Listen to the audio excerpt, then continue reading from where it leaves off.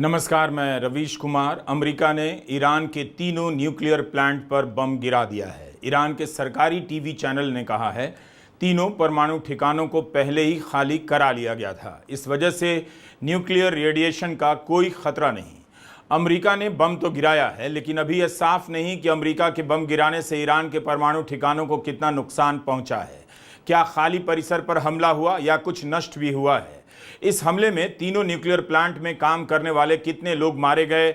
Iran के Bushehr plant पर हमला नहीं हुआ है, जिसमें रूसी वैज्ञानिकों के काम करने की बात खुद रूस के परमाणु कॉरपोरेशन के अध्यक्ष ने की थी। क्या अमेरिका ने उन ठिकानों से खुद को दूर रखा जहां पर रूस के नागरिकों के होने की आशंका थी? मगर तीन प्लांट पर बम गिराना, उन्हें ध्वस्त करना, यह भी काफ़ी है समझने के लिए कि अमेरिका का शुरू से ईरान को लेकर क्या इरादा था। उसने चिंता नहीं की कि रूस क्या करेगा, चीन क्या करेगा। अब इन दो देशों को बताना होगा कि वे क्या करेंगे। ईरान पर अमेरिका का बम गिराना बहुत बड़ी घटना है। इसके जवाब में ईरान क्या करेगा? आने वाले दिनों में मध्य पूर्व की हालत पर क्या असर पड़ेगा? भले न्यूक्लियर प्लांट को खाली करा लेने का दावा किया जा रहा है, लेकिन ईरान ने अमेरिका के हमले से इनकार नहीं किया है। इस हमले के बाद अमेरिका को संबोधित करते हुए राष्ट्रपति ट्रंप ने जिस तरह से ईरान के बारे में कहा है, उससे साफ है कि यह लड़ाई यहीं खत्म नहीं होगी और ना यहीं खत्म करने का इरादा लगता है। ट्रंप ने ईरान को आतंक का समर्थन करने वाला दुनिया का नंबर 1 देश कहा, मध्य पूर्व का बुली कहा, ईरान के बमों को सड़क छाप बम कहा और साफ साफ कहा कि अगर ईरान शांत नहीं हुआ तो इससे भी बड़ा हमला किया जाएगा। ट्रंप का यह भाषण बता रहा है कि वे ईरान पर हमला करने को लेकर कभी भी उलझन में नहीं रहे। उन्हें भी पता था, या कह सकते हैं कि नेतन्याहू को पता था कि ट्रंप को अब क्या क्या करना है और उसके बाद क्या क्या कहना है। बम गिराकर ट्रंप ने साबित कर दिया कि अमेरिका से ज्यादा इस्राइल की चलती है, इस्राइल अमेरिका को चलाता है। ट्रंप ने बम गिराने से पहले अमेरिकी कांग्रेस की मंजूरी लेने की जरूरत भी नहीं समझी। उन्हें पता था कि मंजूरी शायद ना मिलती। उन्होंने बम गिराने से पहले दुनिया के सामने ठोस सबूत भी नहीं रखे कि ईरान ने बम बनाया है या नहीं। युद्ध के विरोध पर चुनाव जीत कर आने वाले ट्रंप का यह बयान बता रहा है कि युद्ध के विरोध में उनके दिए गए सारे भाषण झूठ और कल्पना का लेवल पहनकर अमेरिका में टहल रहे हैं। ट्रंप ने अपने भाषणों को नकार दिया, उन्हें नकारना भी था। इस्राइल ही अमेरिका की जनता है, इस्राइल ही अमेरिका का पब्लिक ओपिनियन है और इस्राइल का फैसला अमेरिका का फैसला है। Thank you very much. A short time ago, the U.S. military carried out massive precision strikes on the 3 key nuclear facilities in the Iranian regime: Fordow, Natanz, and Esfahan. Everybody heard those names for years as they built this horribly destructive enterprise. Our objective was the destruction of Iran's nuclear enrichment capacity and a stop to the nuclear threat posed by the world's number 1 state sponsor of terror. Tonight I can report to the world that the strikes were a spectacular military success. Iran's key nuclear enrichment facilities have been completely and totally obliterated. Iran, the bully of the Middle East, must now make peace. If they do not, future attacks will be far greater and a lot easier. For 40 years, Iran has been saying death to America, death to Israel. They have been killing our people, blowing off their arms, blowing off their legs with roadside bombs. That was their specialty. Netanyahu और Trump के भाषण अब एक जैसे हो चुके हैं। Trump ने केवल बम गिराने की सूचना नहीं दी, बल्कि यह भी बता दिया कि वे ईरान को किस नजर से देखते हैं। ट्रंप ने कहा कि ईरान अमेरिका और इस्राइल की मौत का ऐलान पिछले 40 साल से करता आ रहा है और सड़क छाप बमों के सहारे हमारे लोगों को घायल कर रहा है, मार रहा है। तो क्या अब भी न्यूक्लियर डील की संभावना बची है? जब अमेरिका ने प्लांट पर बम गिरा दिया तो किस हद से वह मध्यस्थता करेगा और ईरान से डील की बात करेगा? तो डील की बात का अब कोई मतलब नहीं लगता। ईरान ने एक तरह से अच्छा किया, डील को लेकर अमेरिका पर कभी भरोसा नहीं किया। इस्राइल के प्रधानमंत्री बेन्यामिन नेतन्याहू ने ट्रंप को बधाई भेजी है। कहा है, ईरान के न्यूक्लियर ठिकानों पर बम गिराने के आपके साहसिक फैसले के लिए बधाई। अमेरिका के इस शक्तिशाली प्रदर्शन से इतिहास बदल जाएगा। ट्रंप के इस कदम ने मध्य पूर्व में शांति और समृद्धि का नया रास्ता बना दिया है। नेतन्याहू ने कहा कि राष्ट्रपति ट्रंप और मैं अक्सर शक्ति से शांति लाने की बात करते रहे हैं। पहले शक्ति आती है और फिर शांति। Congratulations, President Trump. Your bold decision to target Iran's nuclear facilities with the awesome and righteous might of the United States will change history. In Operation Rising Lion, Israel has done truly amazing things. But in tonight's action against Iran's nuclear facilities, America has been truly unsurpassed. It has done what no other country on earth could do. History will record that President Trump acted to deny the world's most dangerous regime the world's most dangerous weapons. His leadership today has created a pivot of history that can help lead the Middle East and beyond to a future of prosperity and peace. President Trump and I often say, peace through strength. First comes strength, then comes peace. And tonight, President Trump and the United States acted with a lot of strength. Netanyahu ने Trump की भूरी भूरी प्रशंसा कर डाली और कहा कि अमेरिका और इस्राएल की दोस्ती और एक दूसरे में विश्वास अक्षुण्ण है। रूस ने जब यूक्रेन पर हमला किया तब अमेरिका ने यूक्रेन को अरबों डॉलर दिए, अपने हथियार भी दिए, लेकिन यूक्रेन के लिए कभी मैदान में नहीं उतरा। अमेरिका के लिए इस्राएल कितना अहम है या इस्राएल का अमेरिका में कितना प्रभाव है कि अमेरिका ईरान के खिलाफ अपने सैनिक उपकरण और अरबों डॉलर की सप्लाई के बाद भी जंग में उतर गया। एबीसी ने रिपोर्ट किया है कि 21 जून की रात के हमले के लिए एक साल पहले अमेरिका और इस्राएल ने साझा अभ्यास किया था। अमेरिका में ट्रंप के समर्थक भी सवाल कर रहे हैं कि ईरान पर हमला कर ट्रंप ने अमेरिका पहले की नीति बदलकर इस्राएल फर्स्ट की नीति कर दी है। पत्रकार ग्लेन ग्रीनवॉल्ड ने एक व्यक्ति के ट्वीट का स्क्रीनशॉट दिखाया है कि हमले के बाद राष्ट्रपति ट्रंप ने इस्राएल के इस पत्रकार बराक रेविट को फोन किया और जानकारी दी। ग्लेन के मुताबिक यह पत्रकार 2023 तक इस्राएल की सेना का हिस्सा था और उसके बाद एक्सियोस में काम करने लगा। बराक ने अपने ट्वीट में लिखा है कि ट्रंप ने कहा है कि हमें बड़ी सफलता मिली है, तुम्हारा इस्राएल पहले से ज्यादा सुरक्षित है। इस तरह के मीम अमेरिका में खूब चल रहे हैं कि आपने वोट तो दिया ट्रंप को, राष्ट्रपति उन्हें चुना, लेकिन राष्ट्रपति के रूप में मिल गए नेतन्याहू। यह भी सवाल उठ रहा है कि अमेरिका ने इस्राएल की रक्षा के लिए ईरान पर बम गिराया या नेतन्याहू को बचाने के लिए। कई लोग लिख रहे हैं कि अमेरिका के राष्ट्रपति नेतन्याहू हैं, अमेरिका के लोग ही लिख रहे हैं।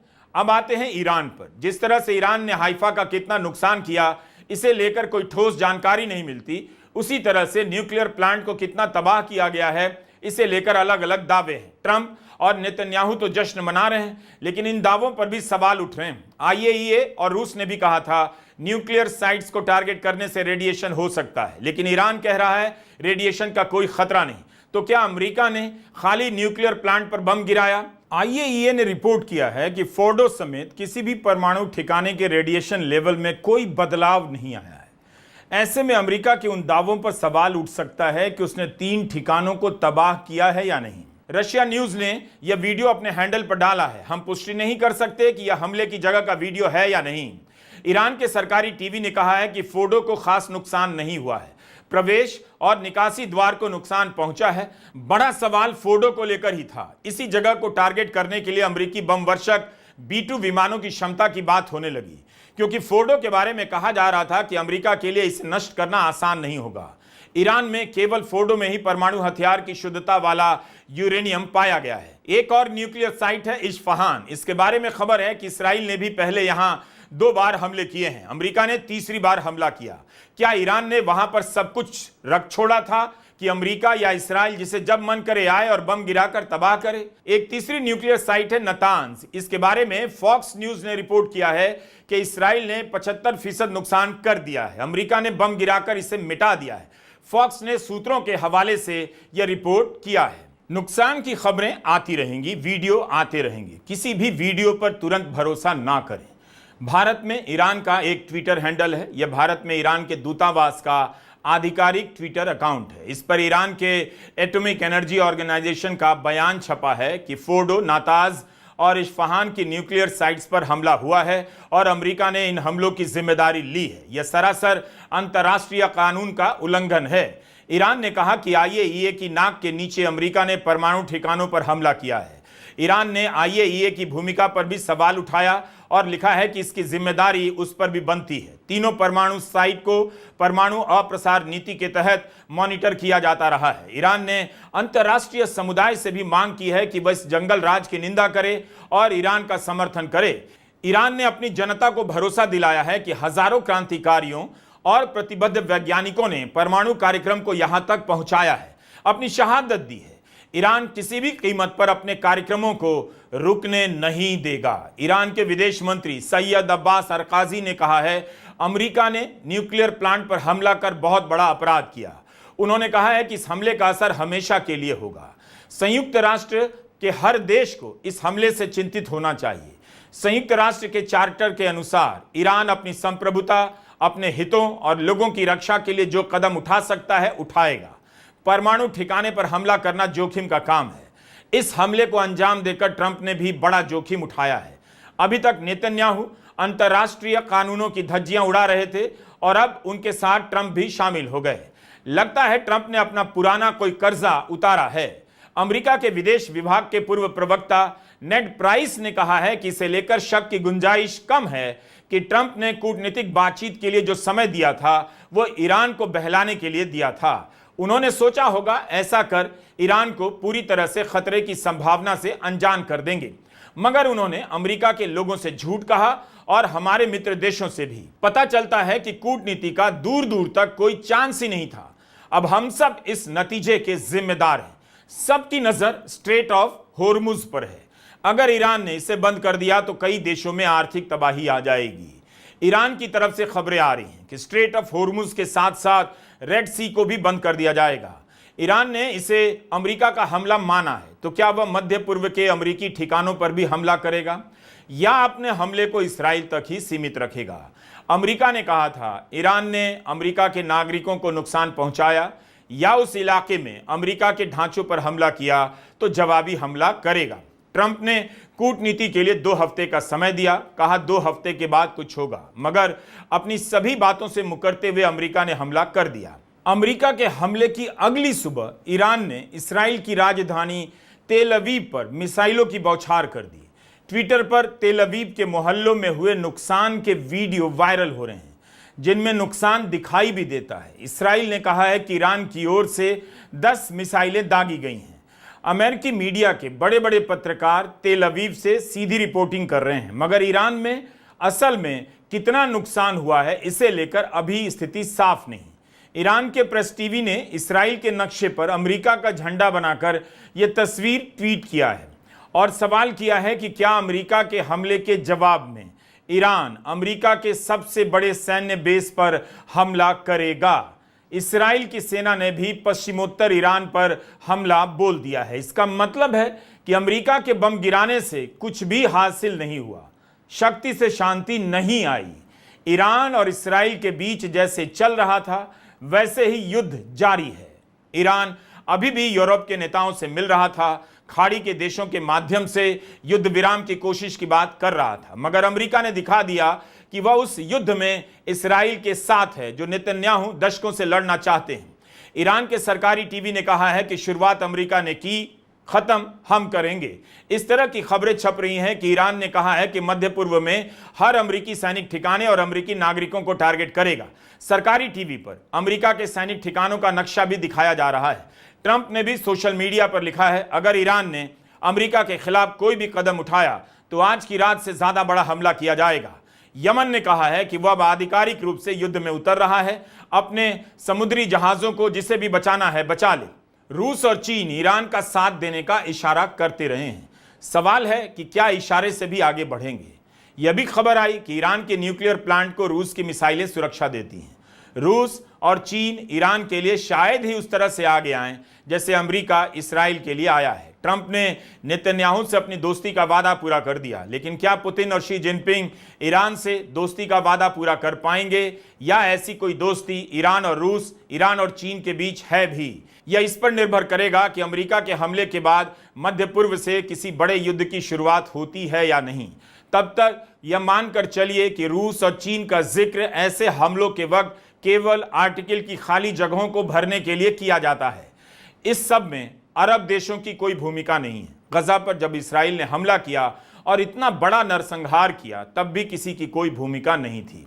अरब देश शांति की अपील करेंगे, हमले की निंदा करेंगे, लेकिन इससे ज्यादा बात आगे नहीं बढ़ेगी। अगर ईरान ने अमेरिकी ठिकानों पर हमला किया तो अरब देशों में अमेरिका के अड्डे ईरान पर हमले के काम आएंगे। जॉर्डन के बारे में रिपोर्ट होता रहा है कि वह ईरान की मिसाइलों को रोक रहा है। यह भी रिपोर्ट आई है कि सऊदी अरब के प्रिंस सुल्तान एयरबेस पर अमेरिका के जेट और टैंकर खड़े हैं। तो अरब देश इस पूरे मामले में किराए के प्लेटफॉर्म बन गए हैं।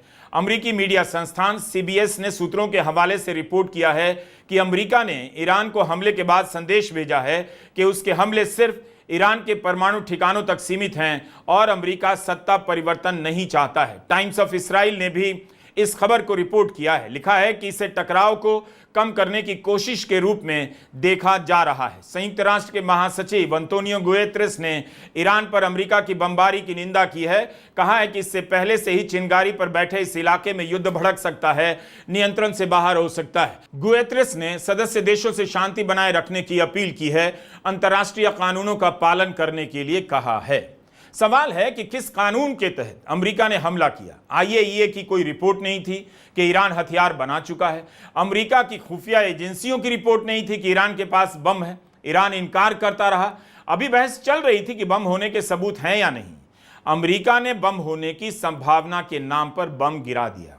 आप देख सकते हैं कि तर्क की जगह ताकत का जोर है। बात गलत सही की नहीं है, बात अमेरिका की है, इसराइल की है। अमेरिका के ही कई सेनेटर और रिप्रेजेंटेटिव राष्ट्रपति ट्रंप पर सवाल उठा रहे हैं कि उन्होंने किसी दूसरे देश पर हमला करने से पहले कांग्रेस से मंजूरी नहीं ली। कई प्रतिनिधियों ने कहा है कि यह अमेरिका के संविधान का उल्लंघन है। भारत में ऐसे वक्त में सवाल उठाने वाले को देशद्रोही कहा जाता है। मुझे भी नहीं पता कि बीजेपी के करोड़ों समर्थक, बीजेपी के समर्थकों के अलावा बाकी जनता जो इसमें ट्रेन हो चुकी है कि राष्ट्रीय सुरक्षा के मसले पर सवाल नहीं करना चाहिए, वो इन खबरों को कैसे देखेगी? क्या वह समझ भी पाएगी कि हमला करने की खबर के आते ही अमेरिकी कांग्रेस और सेनेट के कई सारे सदस्य ट्रंप पर महाभियोग चलाने की बात करने लगे, बम गिराने की निंदा करने लगे। कांग्रेस की रिप्रेजेंटेटिव मार्जोरी टेलर ग्रीन ने कहा कि जब भी अमेरिका महान बनने के करीब होता है, हम किसी विदेशी जंग में शामिल हो जाते हैं। अगर नेतन्याहू ने ईरान पर बम नहीं गिराया होता तो इसराइल की जनता पर बम नहीं गिर रहे होते। इसराइल एक परमाणु हथियारों से संपन्न देश है, यह हमारी लड़ाई नहीं। रिप्रेजेंटेटिव नैन्सी पेलोसी ने कहा है कि राष्ट्रपति ने बिना कांग्रेस की मंजूरी के हमला कर संविधान का उल्लंघन किया है। मैं कांग्रेस में अपने सहयोगियों के साथ प्रशासन से जवाब मांगती हूं। इस ऑपरेशन ने अमेरिकी नागरिकों को खतरे में डाल दिया है और इलाके में युद्ध भड़कने के आसार बढ़ गए हैं। एक और रिप्रेजेंटेटिव है शॉन कास्टन, उन्होंने भी आलोचना की है। कहा है कि यह हमला परमाणु हथियार है या नहीं, इसे लेकर नहीं है। अमेरिका के किसी भी राष्ट्रपति ने ऐसे किसी देश पर हमला नहीं किया जिसके तुरंत परमाणु बम बना लेने का खतरा ना हो, वह भी बिना कांग्रेस की मंजूरी के। यह साफ साफ अपराध है। कांग्रेस की एक और सदस्य अलेक्जेंड्रिया ओकासियो कोर्टेज ने सार्वजनिक तौर पर कहा कि बिना कांग्रेस की मंजूरी के ईरान पर बम गिराना संविधान का उल्लंघन है। युद्ध को लेकर कांग्रेस को जो अधिकार मिला है उसका उल्लंघन है। इसी आधार पर राष्ट्रपति ट्रंप के खिलाफ महाभियोग लाना चाहिए। भारत में गोदी एंकर ही कूद पड़ते। आपने आलोचना कैसे कर दी? राष्ट्रीय सुरक्षा का वक्त है, आपने प्रधानमंत्री मोदी से सवाल कैसे पूछ दिया? हिंदी प्रदेश की जनता को जानना चाहिए कि गोदी मीडिया ने कई बड़े सवालों पर चुप्पी साधी और पूछने पर ही उल्टा जनता और विपक्ष पर हमला बोला। नतीजा क्या निकला आज तक किसी को पता नहीं। पहलगाम में हमला करने वाले आतंकी कहां हैं, कौन थे? उससे पहले और सबसे पहले पहलगाम में सुरक्षा में इतनी बड़ी चूक कैसे हो गई?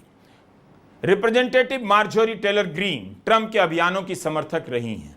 देखिए कि युद्ध के विरोध को लेकर कितनी मुतमईन है कि इस वक्त भी युद्ध के खिलाफ बोल रही हैं। उन्हें जो गलत लगता है गलत बोल रही, बल्कि जब कांग्रेस की सदस्य ओकासिया ने ट्रंप की आलोचना की तो टेलर ग्रीन ने उन्हें सुना दिया कि यह आपका दोहरापन है। आपने यूक्रेन युद्ध को फंड करने के लिए वोट किया, बाइडेन के फैसले का साथ दिया। आपको युद्ध का विरोध करने का कोई नैतिक अधिकार नहीं है।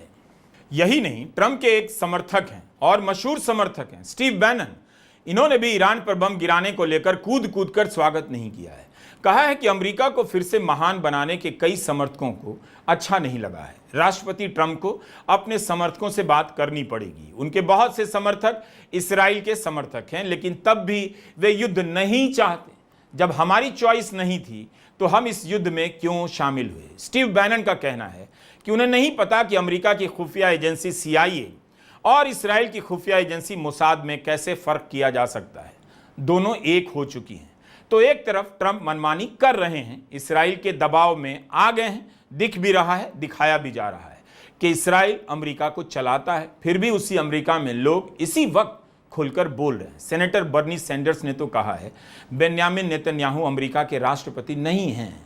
ईरान पर बम गिराने के तुरंत बाद उन्होंने अपना बयान जारी कर दिया। क्या आप कल्पना कर सकते हैं अगर भारत का कोई सांसद, विपक्ष का कोई सांसद इस तरह से निंदा कर देता या सवाल उठाता तो क्या होता? This is a statement from Donald Trump. Quote, "We have completed our very successful attack on the 3 nuclear sites in Iran," etc.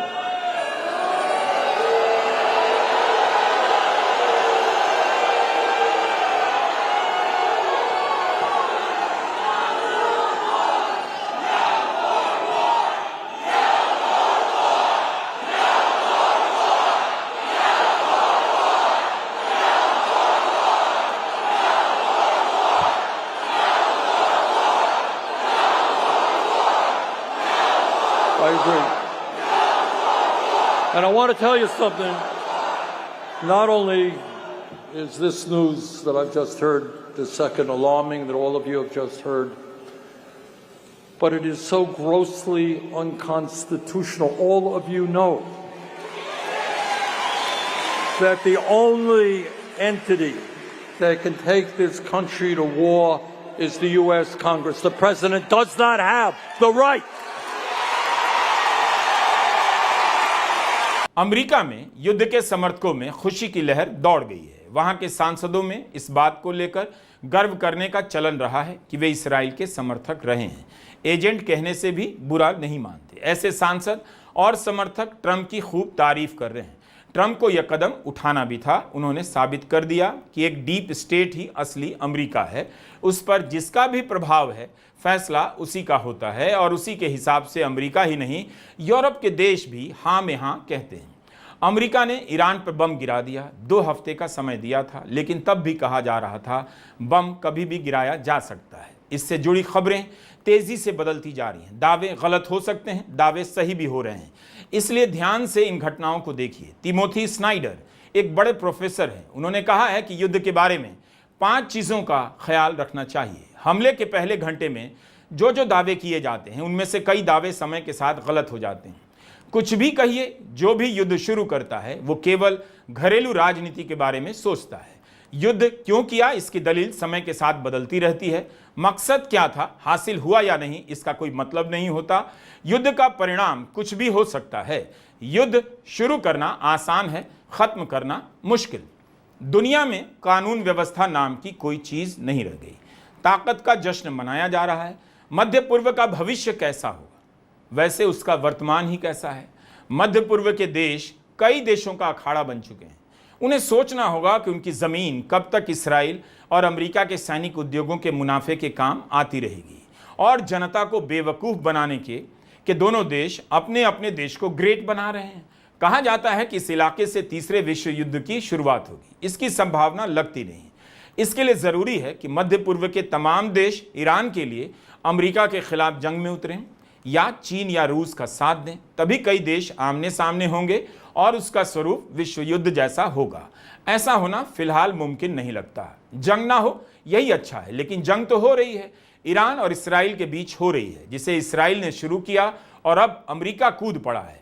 क्या इस इलाके में बड़ी जंग होगी? हर बार कहा जाता है ना हो तो अच्छी बात है। जंग बड़ी हो या छोटी हो, जारी तो है ही। गजा में जो नरसंहार चल रहा है, उससे बड़ी जंग क्या हो सकती है? हर दिन वहां के लोगों पर बम गिराए जाते हैं और मारे जाते हैं लोग। 21 जनवरी को यूरोप के कई देशों में हजारों हजार लोगों ने गजा में जारी नरसंहार को रोकने के लिए मार्च किया है। नमस्कार, मैं रवीश कुमार।